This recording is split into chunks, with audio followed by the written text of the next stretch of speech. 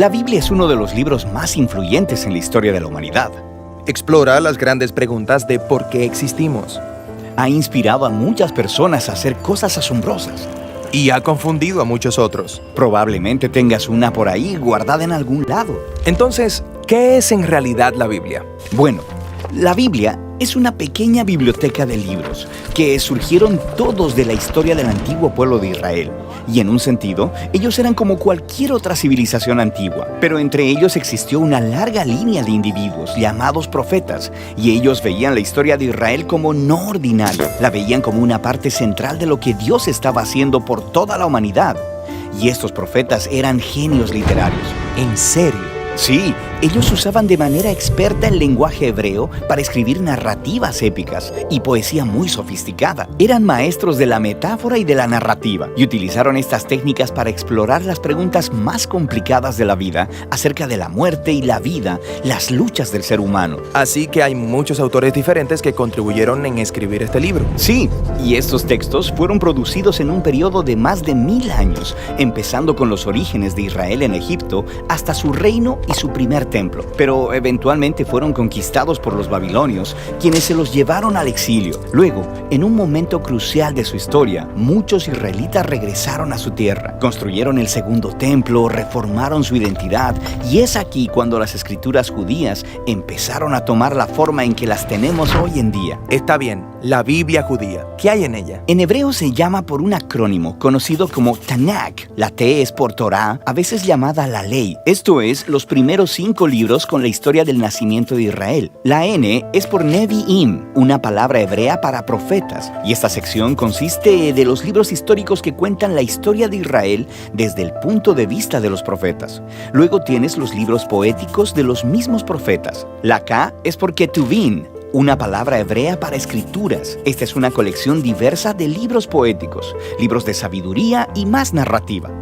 El pueblo judío cree que a través de todas estas obras literarias, Dios le habla a las personas. También hay otras escrituras judías que estaban siendo producidas durante el periodo del Segundo Templo. Sí, un grupo realmente diverso de textos, y estos también eran muy valorados en las comunidades judías. Y había debate en estos tiempos antiguos sobre si algunos de estos textos debían o no ser considerados como parte de sus escrituras. Así que hay muchos tipos distintos de textos escritos en un periodo de tiempo muy largo. ¿Por qué los juntaron en la forma en que lo hicieron? Todos estos textos juntos cuentan una historia épica sobre cómo Dios está trabajando a través de este pueblo para traer orden y belleza al caos de nuestro mundo. Y todo ello culmina en la esperanza de un nuevo líder, quien vendría y renovaría toda la creación. Y luego el Tanakh termina y este líder nunca llegó. Así que es una obra escrita de manera experta, pero le falta el final. Exactamente. Luego, unos pocos siglos después, un profeta judío llamado Jesús de Nazaret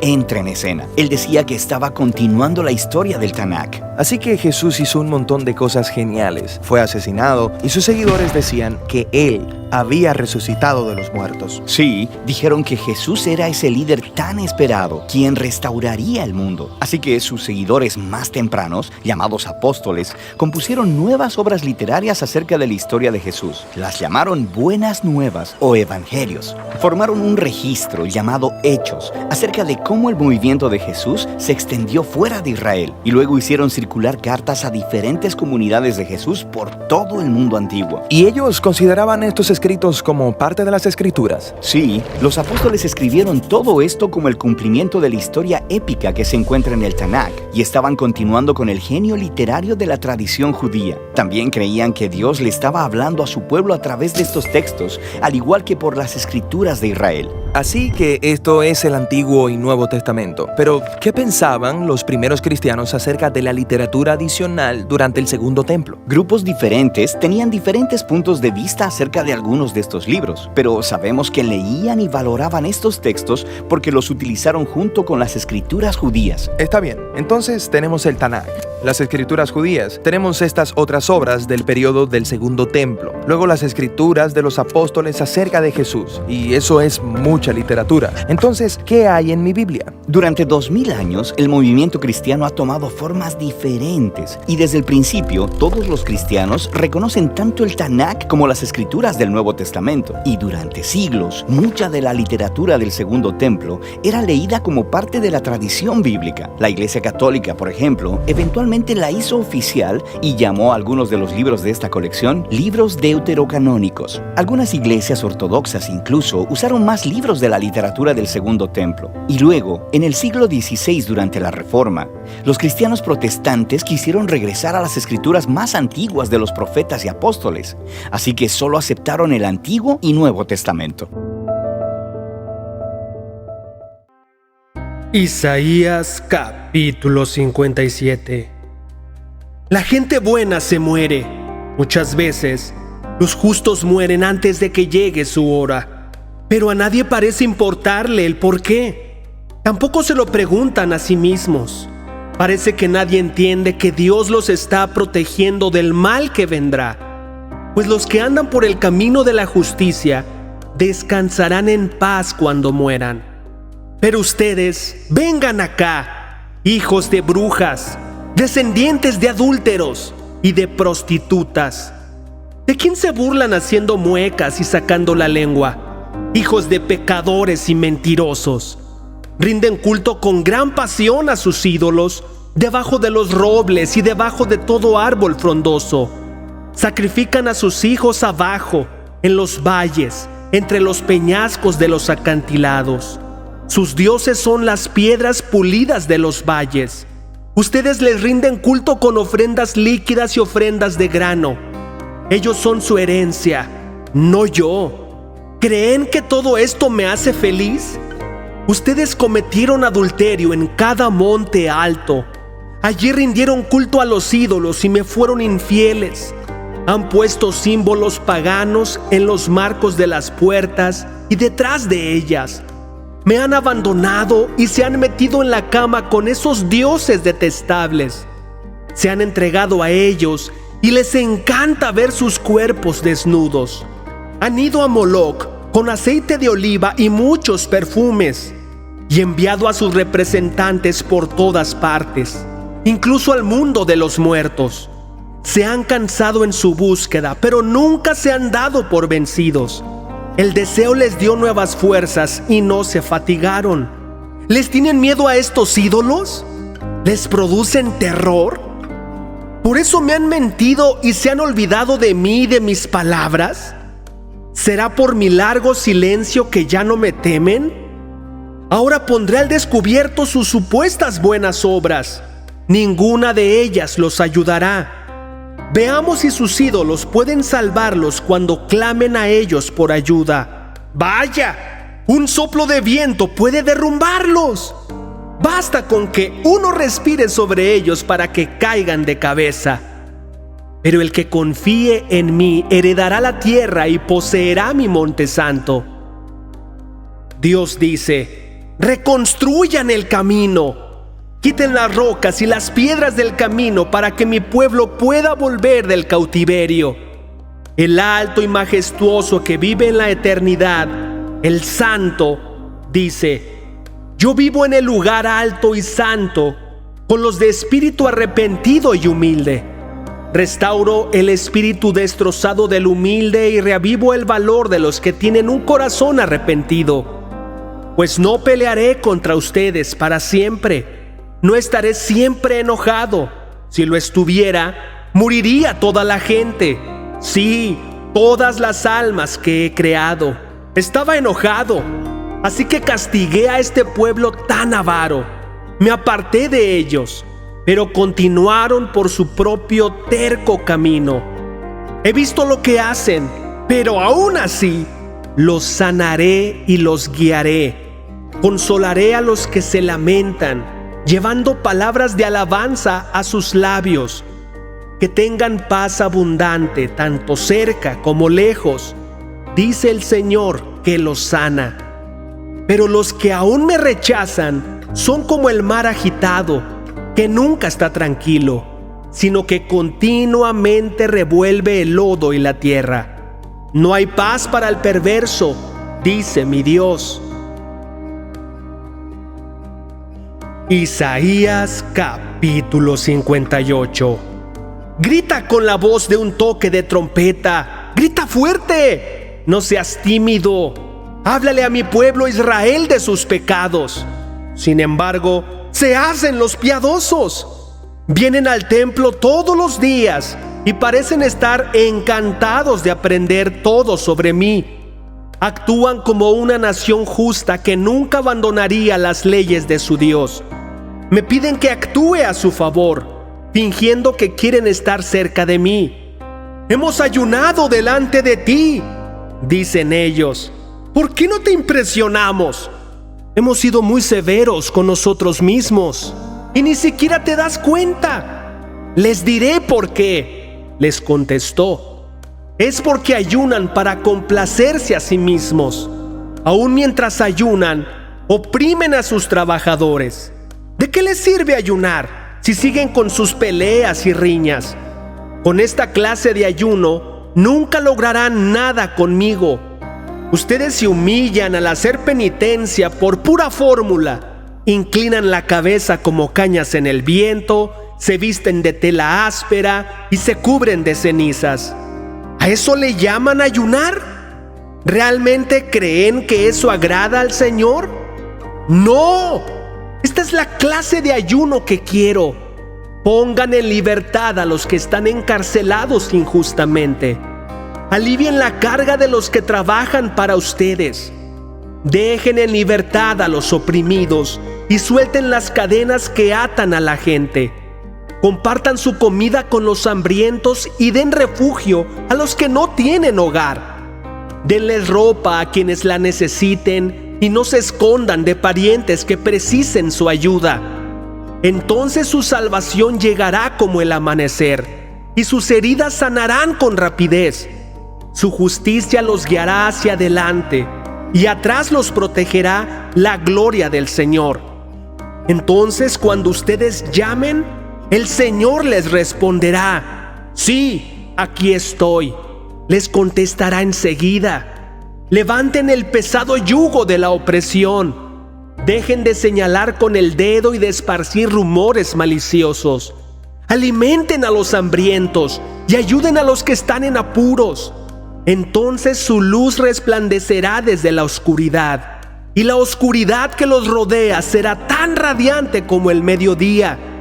El Señor los guiará continuamente. Les dará agua cuando tengan sed y restaurará sus fuerzas. Serán como un huerto bien regado, como un manantial que nunca se seca.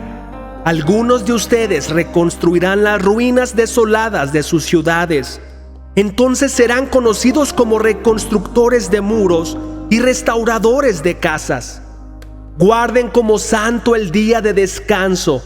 En ese día no se ocupen de sus propios intereses, sino disfruten del día de descanso y hablen del día con delicia por ser el día santo del Señor. Honren el día de descanso en todo lo que hagan ese día y no sigan sus propios deseos ni hablen palabras inútiles. Entonces el Señor será su delicia. Yo les daré gran honor y los saciaré con la herencia que prometí a su antepasado Jacob. Yo, el Señor, he hablado. Salmos capítulo 114. Cuando los israelitas escaparon de Egipto, cuando la familia de Jacob dejó esa tierra extranjera, la tierra de Judá se convirtió en el santuario de Dios, e Israel llegó a ser su reino. El mar Rojo los vio venir y se apuró a quitarse del camino. El agua del río Jordán se hizo a un lado. Las montañas saltaron como carneros. Las colinas brincaron como corderos. ¿Qué te pasa, Mar Rojo? ¿Qué te llevó a quitarte del camino? ¿Qué sucedió, río Jordán? ¿Qué te hiciste a un lado? Montañas, ¿por qué saltaron como carneros? Colinas, ¿por qué brincaron como corderos? Tiembla, oh tierra, ante la presencia del Señor, ante el Dios de Jacob. Él convirtió la roca en una laguna de agua. Sí, de la roca sólida fluyó un manantial. Proverbios capítulo 26, versículo 22. Los rumores son deliciosos bocaditos que penetran en lo profundo del corazón. Efesios capítulo 5, versículos 1 al 16. Por lo tanto, imiten a Dios en todo lo que hagan porque ustedes son sus hijos queridos. Vivan una vida llena de amor, siguiendo el ejemplo de Cristo. Él nos amó y se ofreció a sí mismo como sacrificio por nosotros, como aroma agradable a Dios. Que no haya ninguna inmoralidad sexual, impureza ni avaricia entre ustedes. Tales pecados no tienen lugar en el pueblo de Dios. Los cuentos obscenos, las conversaciones necias y los chistes groseros no son para ustedes. En cambio, que haya una actitud de agradecimiento a Dios. Pueden estar seguros de que ninguna persona inmoral, impura o avara heredará el reino de Cristo y de Dios, pues el avaro es un idólatra que adora las cosas de este mundo. No se dejen engañar por los que tratan de justificar esos pecados, porque el enojo de Dios caerá sobre todos los que lo desobedecen. No participen en las cosas que hace esa gente, pues antes ustedes estaban llenos de oscuridad, pero ahora tienen la luz que proviene del Señor. Por lo tanto, vivan como gente de luz, pues esa luz está dentro de ustedes, produce solo cosas buenas, rectas y verdaderas. Averigüen bien lo que agrada al Señor. No participen en las obras inútiles de la maldad y la oscuridad. Al contrario, sáquenlas a la luz. Es vergonzoso siquiera hablar de las cosas que la gente malvada hace en secreto. No obstante, sus malas intenciones se descubrirán cuando la luz las ilumine, porque la luz hace todo visible. Por eso se dice: despiértate, tú que duermes, levántate de los muertos, y Cristo te dará luz. Así que tengan cuidado de cómo viven. No vivan como necios, sino como sabios. Saquen el mayor provecho de cada oportunidad en estos días malos.